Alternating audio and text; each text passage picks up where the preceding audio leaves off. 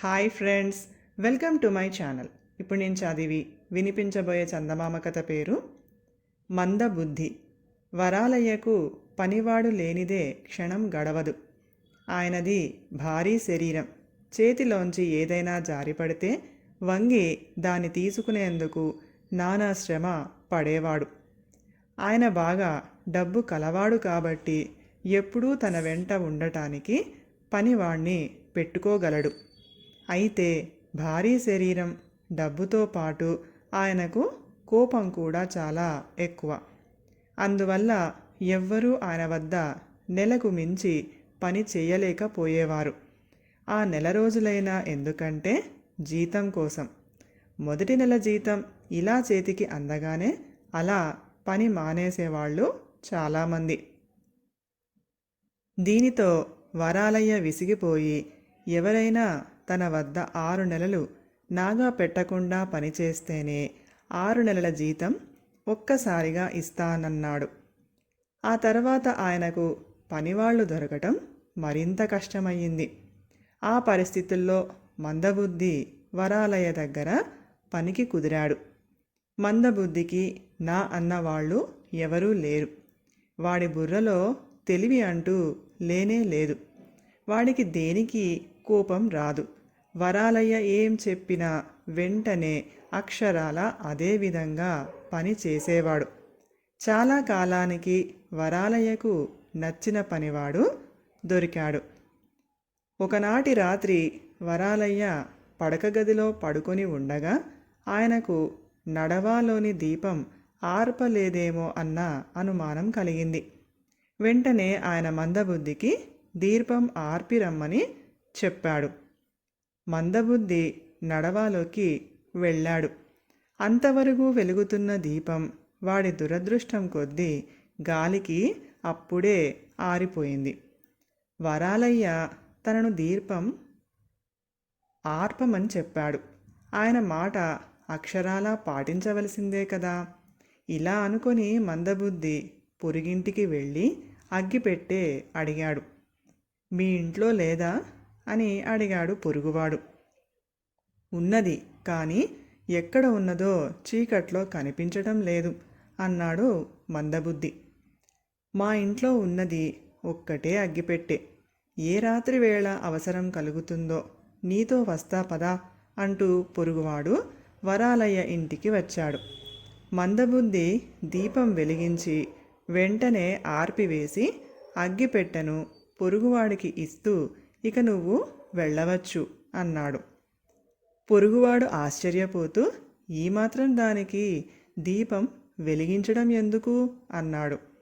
నా యజమాని నన్ను దీపం ఆర్పమన్నాడు. నేను ఆర్పేలోగానే అది ఆరిపోయింది. అందుకని మళ్ళీ వెలిగించి ఆర్పాను అన్నాడు మందబుద్ధి. ఆ జవాబుకు పొరుగువాడు నవ్వుకొని వరాలయ్య వద్దకు వెళ్ళి జరిగింది చెప్పి, నీ పనివాడు చెప్పింది చెప్పినట్టు చేయడమే కానీ సొంతాన ఆలోచించడం తెలియని పరమమూర్ఖుడు. వీడికి తెలివితేటలు నేర్పకపోతే ఏదో ఒకనాడు నీకు చాలా పెద్ద ప్రమాదమే ఎదురవుతుంది అని వరాలయ్యకు 2 పంచతంత్ర కథలు చెప్పాడు. అవి వింటూనే వరాలయ్య భయపడ్డాడు. అయితే మందబుద్ధి వంటి వినయగుణం కల పనివాణ్ణి వదులుకోవటం ఆయనకు ఇష్టం లేదు. ఆయన బాగా ఆలోచించి మర్నాడే ఆ ఊరి బడిపంతుల్ని పిలిచి రోజూ మందబుద్ధికి చదువు చెప్పమన్నాడు. పంతులు చాలా మంచివాడు. ఆయన రోజూ వచ్చి మందబుద్ధికి శ్రద్ధగా చదువు చెప్పేవాడు. వాడికి ఏ విషయం ఎలా చెబితే అర్థమవుతుందో గమనించి అలాగే బోధ చేసేవాడు. నెల రోజుల్లోనే మందబుద్ధికి బుద్ధి వికసించసాగింది.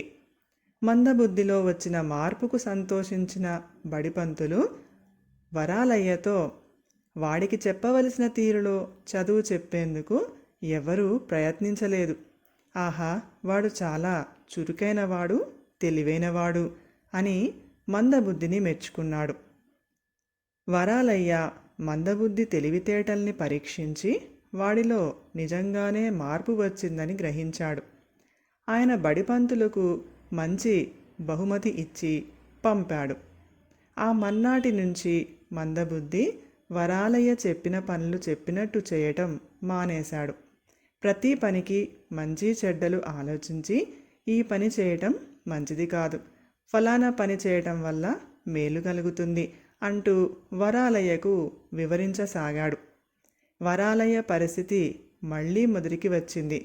ఆయనకు అసలే కోపం ఎక్కువ. చిన్న చిన్న పనుల్లో నీ తెలివితేటలు ఉపయోగించు, కాదనను, కానీ మిగతా విషయాల్లో మాత్రం నేను చెప్పినట్టు వినాలి, తెలిసిందా అన్నాడు వరాలయ్య మందబుద్ధితో. అదే మాట, మీరు తప్పు చేస్తూ ఉంటే చూస్తూ ఊరుకోలేను, అది తప్పు అని చెప్పి తీరుతాను, మీ మంచి కోసమే అన్నాడు మందబుద్ధి. అయితే నిన్ను పనిలోంచి తీసేశాను, తక్షణం ఇక్కడి నుంచి కదులు అన్నాడు వరాలయ్య కోపంగా. నాకు మీ దగ్గరే బావుంది, ఇంకెక్కడికి వెళ్ళను అన్నాడు మందబుద్ధి. ఇద్దరూ గ్రామ న్యాయాధికారి దగ్గరకు వెళ్ళి జరిగింది చెప్పారు. శాంతం విన్న న్యాయాధికారి మందబుద్ధితో, మందబుద్ధి, నీకు వరాలయ్య ఎంతో మేలు చేశాడు, తన ఖర్చుతో నీకు తెలివితేటలు వచ్చేలా చేశాడు, అందుకు ఆయనకు నువ్వెంతో రుణపడి ఉన్నావు అన్నాడు. దానికి మందబుద్ధి, అయ్యా, ఆయన నాకు చదువు చెప్పించి బుద్ధి వికసించేలా చేశాడు, అందువల్ల జరిగిన మేలేమిటి? ఆ బుద్ధి ఆయనకే పనికిరాక నన్ను ఉద్యోగంలోంచి తీసివేస్తానంటున్నాడు. ఇక్కడ నాకు ఉద్యోగం పోతే మరెవరు నన్ను పనిలో పెట్టుకుంటారు అన్నాడు. వరాలయ్య చెప్పినట్టు వింటే ఏ గొడవ ఉండదు కదా అన్నాడు న్యాయాధికారి. కాస్త తెలివి అంటూ ఉన్నవాడెవడు ఆయన మాట వినడు. నేను అక్షరాలా ఆయన చెప్పినట్టు చేయాలంటే మళ్ళీ నన్ను మందబుద్ధిని చెయ్యమనండి అన్నాడు మందబుద్ధి.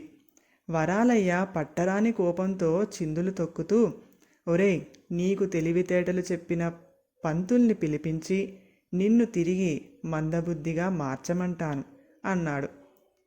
మందబుద్ధి న్యాయాధికారితో, అయ్యా, విన్నారా, ఇప్పుడు ఆ పంతులు నాకు నేర్పిన తెలివితేటల్ని ఎలా తీసుకోగలడు? ఈయన ఇలాంటి పనులే చెబుతూ ఉంటాడు అన్నాడు.